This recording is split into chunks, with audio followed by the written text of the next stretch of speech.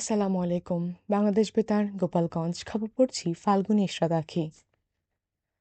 বাংলাদেশ ও চীন তিস্তা নদী ব্যবস্থাপনা ও পুনরুদ্ধার প্রকল্পের সহযোগিতা জোরদারের বিষয়ে আলোচনা করেছে।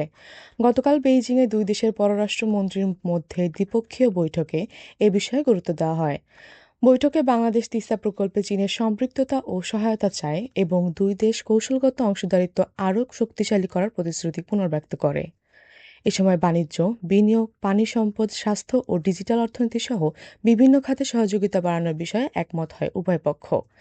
বাংলাদেশ এক চীন নীতির প্রতি তার অবস্থান পুনর্ব্যক্ত করে এবং চীন বাংলাদেশের উন্নয়ন সহযোগিতা অব্যাহত রাখার আশ্বাস দেয়। এছাড়াও রোহিঙ্গা সংকট সমাধানে আলোচনার মাধ্যমে প্রত্যাবাসন প্রচেষ্টায় সহযোগিতা অব্যাহত রাখার কথা জানায় চীন। নড়াইল জেলা কেন্দ্রীয় ঈদগাহ ময়দান সম্প্রসারণের লক্ষ্যে স্থান পরিদর্শন করেছেন নড়াইল-২ আসনের সংসদ সদস্য মোহাম্মদ আতাউর রহমান বাচ্চু। গতকাল বিকেলে ঈদগাহ পরিচালনা কমিটির সদস্যদের সাথে নিয়ে তিনি সদর পৌর এলাকার কেন্দ্রীয় ঈদগাহ পরিদর্শন করেন। এ সময় সংসদ সদস্য বলেন, ঈদের সময় মুসল্লিদের স্থান সংকুলান না হওয়ায় ঈদগাহের পরিধি বৃদ্ধি করা প্রয়োজন। তিনি জানান, সরকারি বা বেসরকারি সহযোগিতায় ঈদগাহ সম্প্রসারণের উদ্যোগ নেওয়া হবে। পরিদর্শনকালে কমিটির সদস্য ও স্থানীয় গণ্যমান্য ব্যক্তিরা উপস্থিত ছিলেন। এদিকে নড়াইলের কালিয়া উপজেলায় সরকারের খাল খনন কর্মসূচির অংশ হিসেবে কয়েকটি খাল পরিদর্শন করেছেন সরকারি কর্মকর্তারা।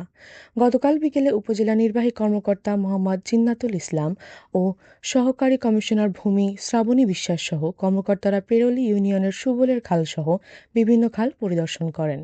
সংশ্লিষ্টরা জানান, সেচ সুবিধা বৃদ্ধি, জলাবদ্ধতা নিরসন ও গ্রামীণ অর্থনীতি সচল রাখতে এই কর্মসূচি বাস্তবায়ন করা হচ্ছে। দুর্যোগ ব্যবস্থাপনা ও ত্রাণ মন্ত্রণালয়, পানি সম্পদ মন্ত্রণালয় এবং বিএডিসি যৌথভাবে প্রকল্পটি বাস্তবায়ন করছে। শরীয়তপুর সরকারের নির্বাচনী ইশতেহার বাস্তবায়ন ও জনসচেতনতা বৃদ্ধির লক্ষ্যে উঠান বৈঠক অনুষ্ঠিত হয়েছে। গতকাল সকালে ভেদরগঞ্জ উপজেলার ছয়গাঁও ইউনিয়নে জেলা তথ্য অফিস এ অনুষ্ঠানের আয়োজন করে। এতে ভিডিও কলের প্রধান অতিথি হিসেবে বক্তব্য দেন গণযোগাযোগ অধিদপ্তরের পরিচালক সৈয়দ এ মোমেন।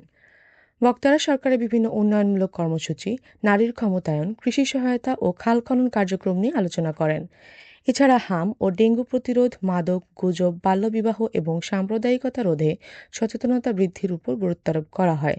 অনুষ্ঠান শেষে সচেতনতামূলক চলচ্চিত্র প্রদর্শন করা হয়। মাদারীপুরে ট্রেনি রিক্রুট কনস্টেবল পদে নিয়োগ পরীক্ষার চূড়ান্ত ফলাফল প্রকাশ করা হয়েছে। গত মঙ্গলবার বিকেলে মাদারীপুর পুলিশ লাইন্সের নিয়োগ পরীক্ষার ফল ঘোষণা করেন জেলা পুলিশ সুপার মোহাম্মদ হাবিবুর রহমান। লিখিত, মনস্তাত্ত্বিক ও মৌখিক পরীক্ষার ভিত্তিতে মেধাক্রম অনুসারে ২২ জনকে চূড়ান্তভাবে নির্বাচিত করা হয়েছে। পুলিশ জানায়, প্রাথমিক বাছাই শেষে ৩৩১ জন শারীরিক পরীক্ষায় অংশ নেন। পরে লিখিত ও মৌখিক পরীক্ষা শেষে ২২ জনকে মনোনীত করা হয়। নির্বাচিতদের স্বাস্থ্য পরীক্ষা ও পুলিশ ভেরিফিকেশন শেষে প্রশিক্ষণে পাঠানো হবে। মাদারীপুরের শিবচরে রেমিট্যান্স পাঠিয়ে মোটরসাইকেল জিতেছেন এক প্রবাসীর স্ত্রী।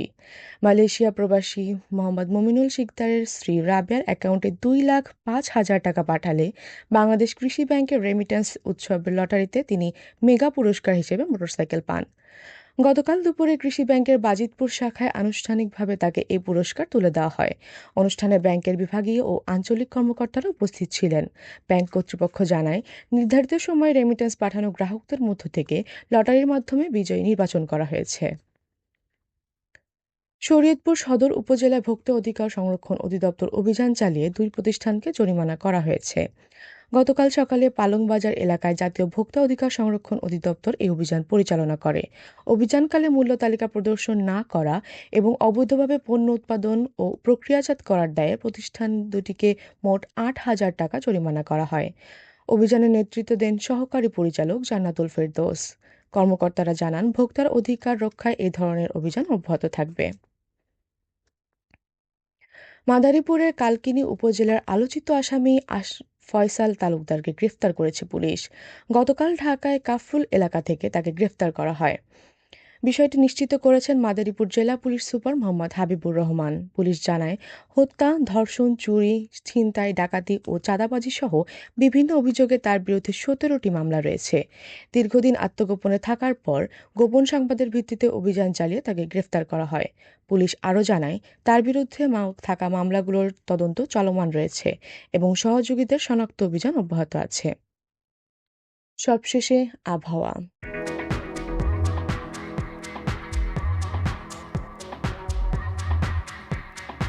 আজ বেলা ১টা পর্যন্ত দেশের অভ্যন্তরীণ নদীবন্দরসমূহের জন্য আবহাওয়ার পূর্বাভাসে বলা হয়েছে, রংপুর, দিনাজপুর, রাজশাহী, পাবনা, বগুড়া, টাঙ্গাইল, ময়মনসিংহ, যশোর, কুষ্টিয়া, ফরিদপুর, ঢাকা, কুমিল্লা, বরিশাল, পটুয়াখালী, নোয়াখালী, চট্টগ্রাম, কক্সবাজার এবং সিলেট অঞ্চলসমূহের উপর দিয়ে পশ্চিম অথবা উত্তর-পশ্চিম দিক থেকে ঘন্টায় ৪৫ থেকে ৬০ কিলোমিটার বেগে অস্থায়ীভাবে দমকা অথবা ঝড়ো হাওয়া সহ বৃষ্টি অথবা বজ্রবৃষ্টি হতে পারে। এসব এলাকার নদীবন্দরসমূহকে ১ নম্বর সতর্ক সংকেত দেখাতে বলা হয়েছে। খবর শেষ হলো। আমাদের পরবর্তী খবর প্রচারিত হবে আগামীকাল সকাল ৮টা ৩০ মিনিটে বাংলায়।